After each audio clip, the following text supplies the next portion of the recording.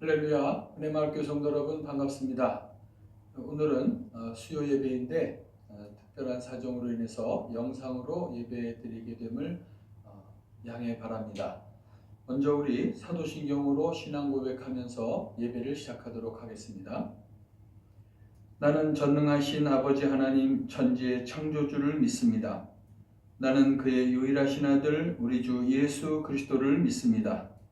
그는 성령으로 잉태되어 동정녀 마리아에게서 나시고 본디오 빌라도에게 고난을 받아 십자가에 못 박혀 죽으시고 장사된 지 사흘 만에 죽은 자 가운데서 다시 살아나셨으며 하늘에 오르시어 전능하신 아버지 하나님 우편에 앉아 계시다가 거기로부터 살아있는 자와 죽은 자를 심판하러 오십니다. 나는 성령을 믿으며 거룩한 공교회와 성도의 교제와 죄를 용서받는 것과 몸의 부활과 영생을 믿습니다. 아멘. 아멘. 찬송가 438장 함께 찬양하겠습니다.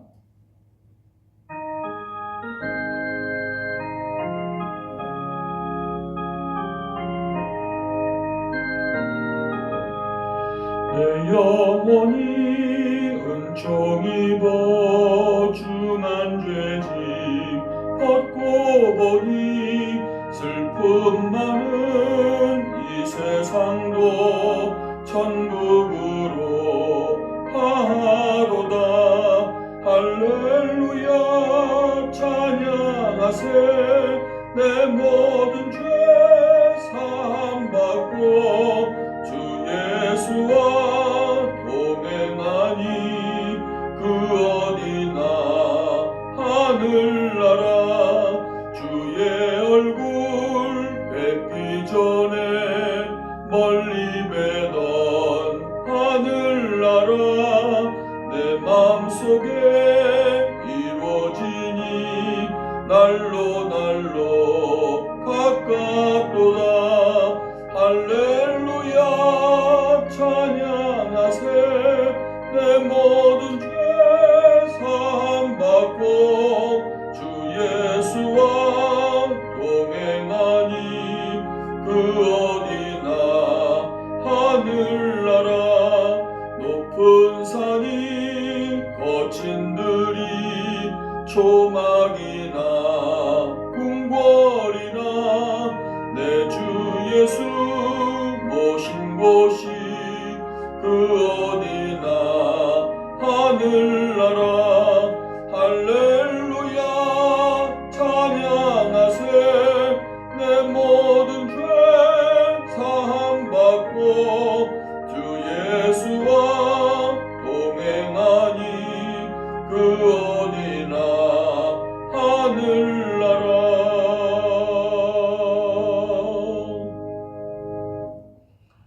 아멘. 기도하겠습니다. 하나님 아버지 감사합니다. 오늘도 주일 지나고 3일째 되는 날 주어진 일, 맡겨주신 일에 최선을 다하며 근면 성실하게 일하게 하신 후 이 저녁 시간에 하루를 마무리하면서 주님 앞에 경배와 찬양을 올리게 하심을 감사드립니다. 하나님, 새해가 시작되고 우리의 결단이 흔들리지 않도록 하나님 우리의 마음과 심령을 붙잡아 주시고 어찌하든지 올 한 해도 주님과 동행하는 것, 주님의 말씀에 순종하며 먹든지 마시든지 하나님의 영광을 위해 살고자 하는 결단이 우리의 기도의 제1순위가 되게 하시고 거기에 우리 모든 심혈을 기울이고 모든 정성을 기울여 하나님께 예배할 때 하나님께서 예배하신 복을 누리는 귀한 한 해가 될 수 있도록 도와주시옵소서. 그 결심 흔들리게 만드는 많은 유혹과 여러 가지 아버지 우리의 삶에 거침돌이 있을지라도 하나님 그것들을 다 이겨낼 수 있도록 용기와 믿음을 주시고 분별력을 주시고 지혜를 주시옵소서. 어쩌든지 올 한 해 우리의 가정이 우리 직장이 하나님과 함께하는 아버지 하나님 역사가 일어나는 귀한 선교의 현장이요 기적의 현장이 될 수 있도록 도와주시고 그로 말미암아 항상 감사하며 찬양하며 기쁨으로 올 한 해도 보낼 수 있도록 도와주시고 인도하여 주시옵소서. 올 한 해 주님께서 주시는 복으로 우리의 가정이 큰 은혜를 누리게 하시고 우리의 삶에 땀 흘려 수고하는 일터, 직장과 사업이 번창하고 형통할 수 있도록 도와주시며 각자의 마음속에 하나님을 향하여 품은 소망과 소원이 그리스도 예수 안에서 우리가 두 손을 꼭 잡고 주님 앞에 무릎 꿇어 기도할 때마다 하늘문을 여시고 응답되는 역사들이 일어나게 하시고 치유와 회복과 영육간에 강건하게 하시는 은혜가 넘쳐날 수 있도록 도와주시옵소서. 오늘도 전하고 듣는 말씀이 우리의 삶에 생명을 불어넣으며 이 세상을 살아갈 때 무엇보다도 가장 가치가 있고 가장 귀중한 그것은 바로 하나님의 말씀을 우리의 삶 속에 실천하는 것임을 알아 귀로만 듣지 말게 하시고 삶으로 듣는 시간이 될 수 있도록 도와주시옵소서. 감사를 드리고 예수 그리스도의 이름으로 기도 올리옵나이다. 아멘. 아멘. 네, 오늘 우리에게 주시는 하나님의 말씀은 시편 82편이 되겠습니다. 시편 82편입니다.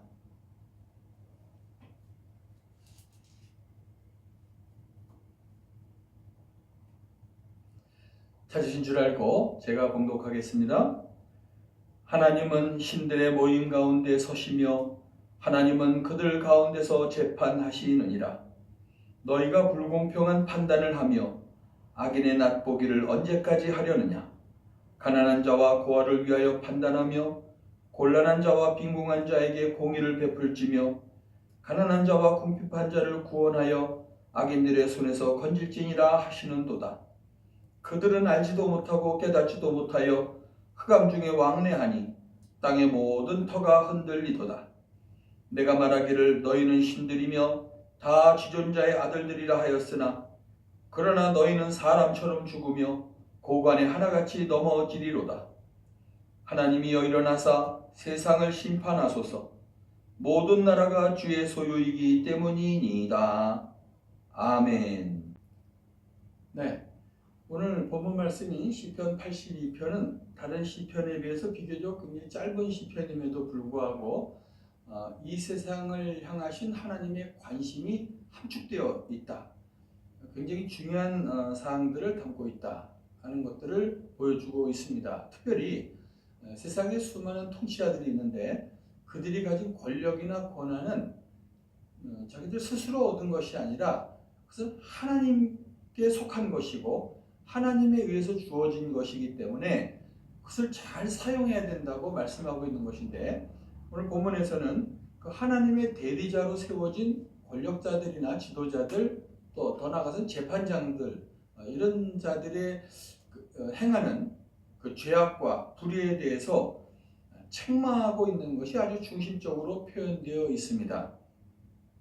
하나님께서는 맡겨진 임무를 공평하고 정의롭게 수행하지 않는 이스라엘의 그 재판장들이나 지도자들에게 매우 혹독한 진노를 내리시겠다고 단언하고 계신 것이죠. 하나님께서 이 세상을 바라보시면서 갖고 계신 또 우리 인간들에게 기대하고 계신 것이 무엇인가 라고 생각했을 때 많은 것들로 표현을 할 수 있겠지만 그것을 이 시편을 중심으로 본다면 하나님은 이 세상을 바라보시면서 억울한 사람이 없었으면 좋겠다라는 기대를 가지고 계신다라고 해도 과언이 아니겠습니다. 그래서 그 억울하고 또 불의한 일을 당하고 이런 사람이 없도록 세우신 사람들이 재판장인데 오히려 그 재판장들로 인해서 오히려 세상이 부패해지고 타락해져가는 현실을 보시면서 한탄하고 계신 것이죠. 그래서 오늘 1절부터 4절까지는 그 재판관들이 보통 그 사회의 지도자, 통치자들급일 텐데요. 그 지도자들, 재판관들의 의무가 어떠한가를 말씀하고 있는데 1절에서는 하나님은 신들의 모임 가운데 서시며 하나님은 그들 가운데서 재판하시느니라 하면서 하나님의 그 재판장들에 대한 심판을 은연중에 바라보고 계십니다. 심판하신다는 거, 이게 재판을 잘하고 있는가 그렇지 않은가를 보신다는 거예요. 그러면서 2절에 너희가 불공평한 판단을 하며 악인의 낫보기를 언제까지 하려느냐. 하나님이 이렇게 말씀하실 때는 그 즉시 말씀하시는 게 아니라 그동안 보고 참아오셨다는 것이죠. 그러면서 그 불의에 대한 지적을 정확하게 하시는 거예요. 공평하고 정의롭게 해서 억울한 사람이 없게 하라고 세워놨더니 불공평한 판단을 하고 악인의 낫보아주기, 악인의 얼굴을 봐주는 거죠. 그래서 힘 있는 자, 권세가 있는 자, 그런 자들의 편에 서서 그들의 손을 들어주기를 언제까지 하려느냐라고 책망하시는 것이고, 그러면서 3, 4절에는 그들로부터 정의로운 그런 것들을 기대하는 말씀을 하시는데, 가난한 자와 고아를 위하여 판단하며 곤란한 자와 빈궁한 자에게 공의를 베풀지며 가난한 자와 궁핍한 자를 구원하여 악인들의 손에서 건질지니라 하시는도다 하면서 한 4가지로 분류를 하시는 거예요. 이 재판장들이 해야 될 의무에 대해서. 첫째는 가난한 자와 고아를 위하여 판단해라. 그들의 입장을 생각해서 하라는 것이죠. 그리고 곤란한 자와 빈궁한 자에게는 더욱더 공평하고 정의롭게 판단을 해야 되고, 세 번째는 또 가난한 자와 궁핍한 자를 구원하는 일이 앞장서야 된다. 우리 사회에서 가난한 자와 궁핍한 자가 없어야 된다는 것이죠. 왜 가난하고 궁핍해졌는가? 그들을 왜 구원하라고 하시는가? 그것은 바로 힘 있는 자, 권력 있는 자, 부를 가지고 누리는 자들에서 압제를 당하고 있기 때문에 그들이 그런 압제 밑에서 고통을 당하지 않도록 재판장들은 그들을 구원하는 일에 앞장서야 된다. 그 마지막으로는 악인들의 손에서 건져라. 구원하여 악인들에서 건져내는 일을 하라고 이렇게 정의에 대한 하나님의 기대 4가지를 설명하고 있습니다. 그래서 재판장들은 공의로 백성을 다스려야 함에도 불구하고 당시 상황이 그렇지 않기 때문에 뇌물에 매수되고 여러 가지 봐주기에 앞장서다 보니까 공정한 재판을 시행하지 못하고 있는 현실을 질타하시는 것이죠. 그 율법에 우리 신명기 16장에도 나와 있는데요. 잠시 살펴보면 신명기 16장 18절 이하에 보니까 네 하나님 여호와께서 내게 주시는 각성에서 네 지파를 따라 재판장들과 지도자들을 둘 것이요 그들은 공의로 백성을 재판할 것이니라. 너는 재판을 굽게 하지 말며 사람을 외모로 보지 말며 또 뇌물을 받지 말라. 뇌물은 지혜자의 눈을 어둡게 하고 의인의 말을 굽게 하느니라. 이렇게 율법에까지 명시되어 있음에도 불구하고 일반적으로 그 불법을 자행하고 있었던 지도자들을 책망하시는 거죠. 이러한 사실을 시인은 폭로하면서 하나님께서 불의해서 악행을 자행하는 재판관들을 반드시 심판할 것이라고 선언하는 것입니다. 두 번째로 5절에 보니까 그들은 알지도 못하고 깨닫지도 못하여 흑암 중에 왕래하니 땅의 모든 터가 흔들리도다. 이렇게 말씀하시면서 악에 대한 하나님의 징계가 있게 될 것임을 선언하고 계십니다. 자신들의 이익의 노예가 되어버린 것이죠. 내가 얼마를 판결을 굽게 해서 얼마를 받게 될 것인가. 여기에 노예가 되어서 양심이 마비되고 사리분별이 흐려진 그런 재판관들. 그 재판관들이 단순히 어떤 기대를, 하나님의 기대를 무시했다기보다는 하나님 그 자체를 무시해버리는 그런 일을 자행한 것이라고, 그리고 또 그 하나님의 통치를 거부한 것이라고 시인은 아주 단언을 하고 있는 것입니다. 이러한 재판관들의 악한 행위는 거기서 끝나는 것이 아니고 사회나 국가의 그 도덕적인 체계를 붕괴시키고, 그리고 불의와 불법이 난무하는 세상을 오히려 조장하게 되는 그런 역할을 감당했기 때문에 하나님은 그로 인해서 우상이 창궐한, 하나님의 말씀이 높여지는 세상이 아니고 우상이 창궐한 사회가 되었다고 시인은 판단하고 있는 것입니다. 6절과 7절을 보니까 내가 말하기를 너희는 신들이며 다 지존자의 아들들이라 하였으나 그러나 너희는 사람처럼 죽으며 고관에 하나같이 넘어지리로다. 아멘. 이 말씀 속에는 재판관이란 뭐냐? 하나님께서 재판관이나 통치자를 세우실 때 굉장히 높은 지위까지 권세를 주셨다는 것이죠. 어느 정도까지냐면 신처럼 존경을 받도록 권세를 주신 거예요. 그래서 신이라 이렇게 불리게 되었고, 그리고 오히려 악행을 행하는 자들을 징벌할 수 있는 그런 위치에 놓으셨기 때문에 지존자의 아들이다 이렇게 칭함을 받게까지 하나님은 자신들을 높여주셨는데, 자신들의 의무를 행하지 않고 불의를 행하는 그런 자행함으로써 하나님께서는 친히 심판을 수행하실 것이다 이렇게 말씀하고 계신 것입니다. 신약 성경에도 야고보서 3장 1절에 내 형제들아 너희는 선생된 우리가 더 큰 심판을 받을 줄 알고 많이 선생되지 말라. 어떤 권세나 권한을 가졌을 때 그 권세만큼 의무도 중요하기 때문에 그것을 저버리게 될 때는 큰 심판을 받게 될 것이다. 조심하라는 것이죠. 선생하려고 하지 말라 그런 뜻이 아니고, 또 지도자급에 가르치고 통치하는 쪽 지위에 올라간 사람들은 하나님의 심판을 두려워할 줄 아는 그런 사람이 되어야 된다. 마지막으로 8절에 보니까요. 하나님이여 일어나사 세상을 심판하소서 모든 나라가 주의 소유이기 때문이니이다. 아멘 하면서 하나님께서는 어느 부분적인 사회만 심판하는 것이 아니라 국가만 심판하시는 것이 아니고 훗날 땅을 심판하실 권세가 있다. 우주 만물을 심판하실 권세가 있으시다. 이렇게 선언하고 있는 것이죠. 그래서 시인은 마지막으로 온 세상에 이렇게 하나님의 공평과 정의가 나타날 수 있도록 간구하면서 결론을 맺고 있는데요. 하나님께서는 땅의 주권을 이렇게 심판하심으로써 회복시키시는 것이죠. 그래서 회복시키심으로써 악한 군왕들의 멸망을 예고하고 있다 이렇게 보겠습니다. 그래서 하나님의 관심은 좀 전에도 말씀드렸지만 일기 어떤 부분적인 것이 아니라 전 우주적입니다. 세상을 심판하실 때 전 우주를 심판하시는 것, 그야말로 새하늘과 새 땅을 주신 것입니다. 그래서 그리스도인들은 이 세상은 하나님을 인정하지 않죠. 왜? 그래야 마음 놓고 불의를 행할 수 있으니까. 그런 세상 속에 우리가 살아가고 있는데, 이런 세상 속에서도 우리는 하나님 중심의 문화를 창출해 나가야 하는 사명이 있습니다. 그래서 그리스도인이라고 하는, 하나님의 자녀라고 하는 그런 높은 권세를 주신 거예요.